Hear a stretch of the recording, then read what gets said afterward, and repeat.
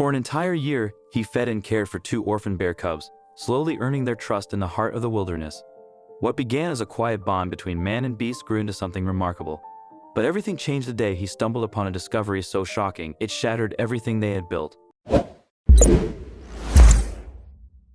They were already there when he opened the door, 2 bear cubs, soaked, ragged, and staring up at him with hollow, accusing eyes. They looked at him like he owed them something, like he had taken something from them. He stood frozen, barefoot, holding a half-warmed mug of coffee, blinking at the sight of 2 wild animals sitting quietly on his porch. That wasn't how mornings were supposed to begin. One cub whimpered, not a growl or bark, but a low, desperate sound like a kicked dog. The other simply sat down, as if exhausted from running. Instinctively, he glanced around, expecting to see their mother barreling through the trees. But there was nothing, only wind, pine, and that strange, breath-holding silence the forest wore like a warning. He retreated into the cabin, grabbed leftover chicken, and tossed it toward them. One flinched.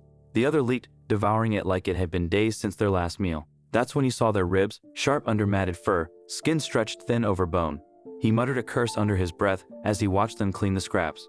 He didn't close the door, didn't walk away. Maybe deep down he already knew. He was in this now. They didn't leave. Not that night, not the next. Even after 3 days they stayed.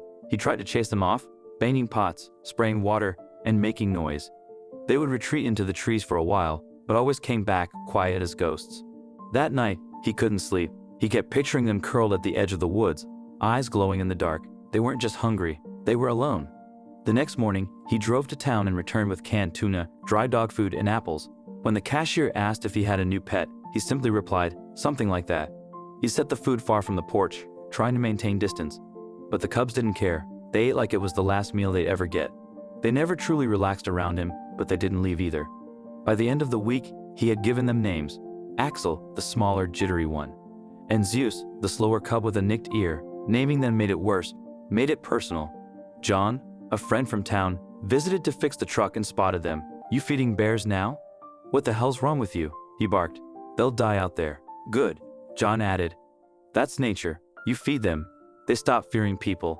They'll end up shot, or worse. He didn't disagree. But he didn't stop. He watched them play near the old canoe, clumsy, crashing into each other like oversized pups. For the first time in weeks, he laughed. Spring had arrived. The snow was gone. The forest buzzed with life. And he was making oatmeal for bear cubs. What the hell was he doing? But the way Axel squeaked when he saw him, the way Zeus flopped onto his back like a lazy dog, it pulled him in. Every morning, there he was, dragging frozen chicken thighs into the woods for wild animals that now saw him as something close to home. At first, it was leftovers. Then he began cooking for them, oatmeal with berries, scrambled eggs, raw meat from the butcher. Rick, a guy in town, started leaving scraps out back for him, no questions asked. He built a feeding area 30 feet from the house, trying to keep boundaries, but sometimes he'd wake at 2 a.m. to see Axel sniffing around the porch. Once, Zeus was asleep on the steps. They weren't tame, but they weren't truly wild anymore either. That in-between scared him more than he admitted. One night, he caught Axel dragging his trash can into the woods. The cub froze when spotted, guilty, almost sheepish, then bolted. He couldn't help but laugh. Word began to spread. John must have talked. A woman named Olivia from the local wildlife group showed up with a braid, a clipboard, and a warning. You're creating dependency, she said. They need to fear humans. They're starving, not stupid, he had said, brushing off her concern.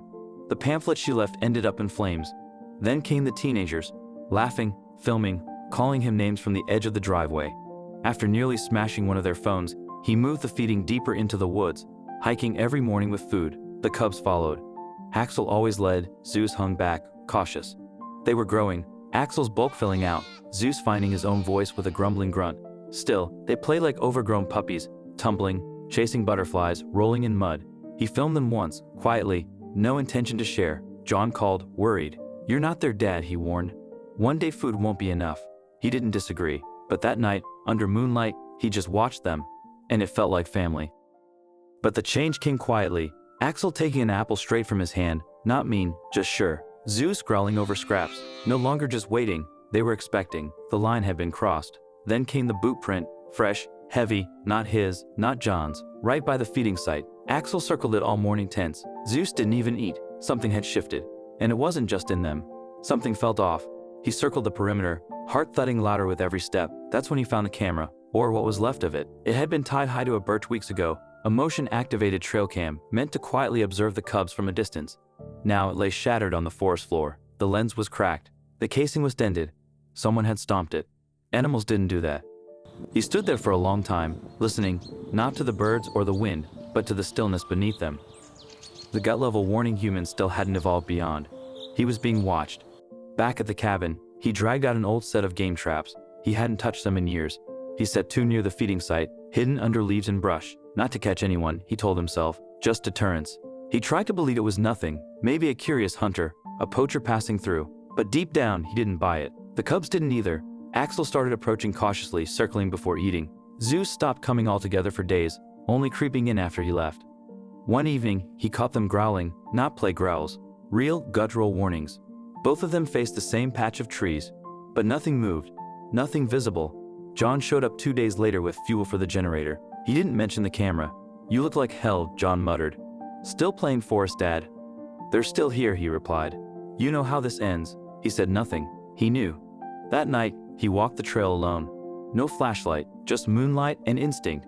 The forest breathed around him, alive, twitching, listening. Then he smelled it. Wood smoke and oil, fresh. He followed it, but it vanished as quickly as it came. The next morning, the traps were untouched, but the apples were gone. Every single one. Cleaned like someone had picked them with their hands. Near one tree, half buried in moss, he found a cigarette butt, unfiltered, smoked down to the end. Someone had been there, watching. That night, he sat with the rifle across his lap, lights out, heart thudding in the silence.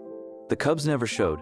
Then came the sound, not quite a scream, not quite a roar, something torn and primal. It froze him. He listened as it came again, this time closer, dragging fear with every ragged breath. He stepped onto the porch, rifle ready, eyes scanning the black forest. 10 minutes passed, maybe more. Nothing but silence, heavy and unnatural. At dawn, he followed the trail beyond the feeding site. No cubs, no tracks. Just blood, bright and heavy, soaking into moss and ferns. It led deeper, smeared like something had been dragged. He knelt and touched the blood, still wet. "Axel? Zeus?" he called out. Nothing. The traps were untouched, but the apples were gone. The basket, crushed and trampled. By noon, he was pacing, nerves raw, jumping at every sound.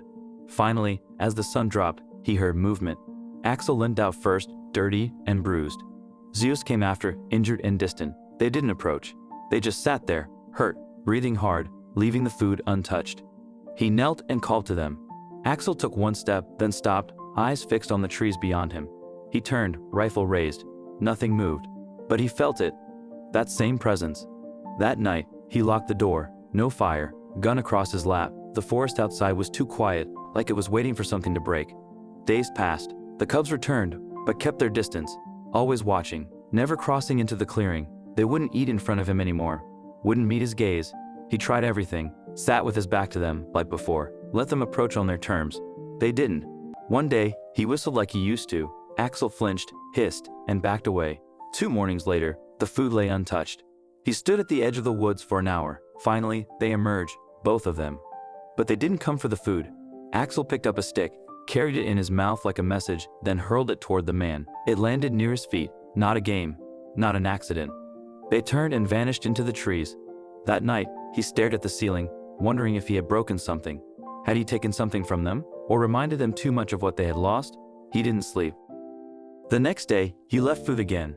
It stayed untouched. He went back inside. Later, muddy paw prints marked the porch. Faint. Faded. One set. Axel's, maybe. Like he'd come back, but couldn't bring himself to knock. 2 months passed. No paw prints. No rustling. No glowing eyes in the night. Spring turned to summer. The forest bloomed like nothing had happened. He still went out every morning. Brought food.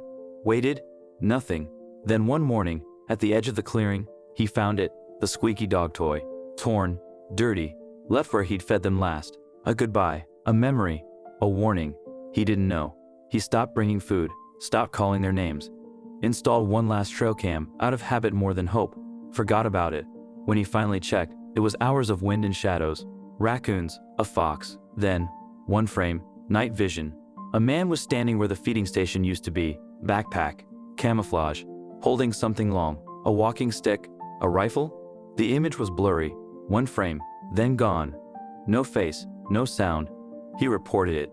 The Forest Service took the footage, gave him a lot of nods and not much else. He started going into town again, fixed the truck, cleaned the cabin, tried not to flinch every time a twig snapped outside. But he still thought of them. Every night, every sound is just beyond reach. And sometimes just before sleep, he swore he could hear it. A single yip. Axel's voice, echoing through the trees like a memory with teeth. Maybe they moved on. Maybe someone else found them. Or maybe the forest took them back. He'd never know. But some nights, he still left the door unlocked, just in case.